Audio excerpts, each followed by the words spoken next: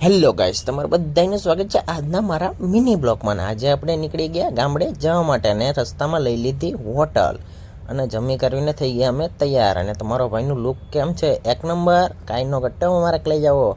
અને હવે તમને મળીએ પાછા ગામડેથી આવતી ટીપમાં. અને તો પછી આપણી ગાડીમાં થવા માંડ્યું તરબૂચ લોડ. ફૂલ બાકા ચીકી સાથે તરબૂચ ભરાતા હતા. જો મારા લઈ જાઓ, તરબૂચની ગાડી ભરીને આપણે આવવાનું છે સુરત. અને ગાડીમાં તો તરબૂચ નખાતા હતા ને અમે એ પણ શૂટિંગમાં લેવા માંડ્યા. અને ફાઇનલી ગાઈસ પછી તરબૂચ ભરાઈ ગયા અને અમે નીકળવાના રાતે.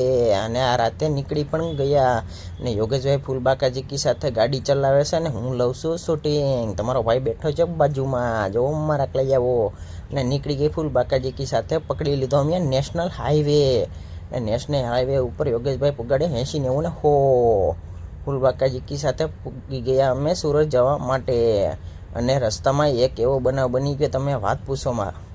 5:30 વાગ્યાનો ટાઈમ થયો ને અમારે ગાડી થઈ ગઈ ખરાબ. અને એકચ્યુઅલીમાં તો પછી તો અમે રોડને સાઈડમાં રાખીને ઊભી ગયા અને ગાડી ચાલુ કર્યા, પણ ગાડી ચાલુ જ નથી થતી. પછી તો બેઠા ને સવારના વાગી ગયા 9 તો પણ કંઈ થયું નહીં. પછી તો સુરતથી બોલાવવો પડ્યો બીજો ટેમ્પો, કેમ કે આપણે કિમ તો પૂગી ગયા હતા ને કિમથી થોડુંક જ સેટું હતું સુરત.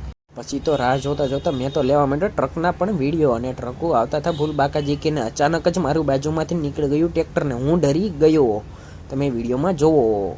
અને પછી તો મને પણ એમ થયું કે ભાઈ બચી ગયો, નકરાવા ચડાવી દેત.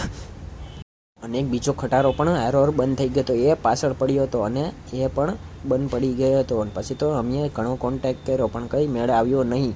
નેશનલ હાઈવે વાળાને પણ કોલ કર્યો તો ન ભેગું થયું. પછી તો સુરતથી બીજો જે ખટારો હતો એની પાછળ બાંધી દીધો, નીકળી ગયા સુરત જવા.